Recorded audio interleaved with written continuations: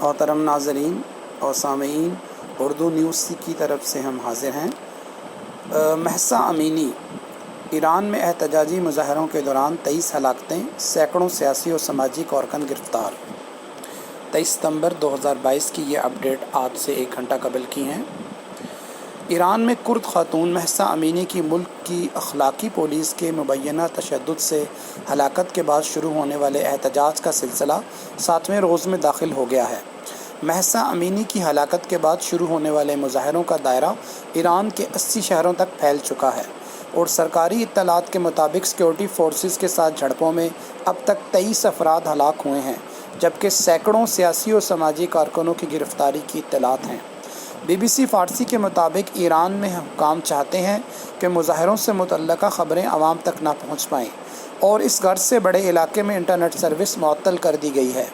ایران کے شمال مغربی شہر ساقیس سے تعلق رکھنے والی 22 سالہ مہسا امینی جمعے کو تہران کے ایک اسپتال میں 3 دن تک کومے میں رہنے کے بعد وفات پا گئی تھیں۔ انہیں 13 ستمبر کو تہران میں گشت ارشاد پولیس کے اہلکاروں نے جب گرفتار کیا تھا تو مبینہ طور پر ان کے سر پر پہنے ہوئے سکارف سے کچھ بال نظر آ رہے تھے۔ گشت ارشاد ایرانی پولیس کے خصوصی یونٹ ہیں جنہیں اسلامی اخلاقیات کے احترام کو یقینی بنانے اور غیر مناسب لباس پہنے ہوئے افراد کو حراست میں لینے کا کام سونپا گیا ہے۔ ایرانی قانون کے تحت جو اسلامی شریعت کی ایرانی تشریح پر مبنی ہے، خواتین کو اپنے بالوں کو حجاب، سر پر سکارف سے ڈھانپنا چاہیے اور چست لباس پہننے پر پابندی ہے تاکہ جسم کے خد و خال نمایاں نہ ہوں۔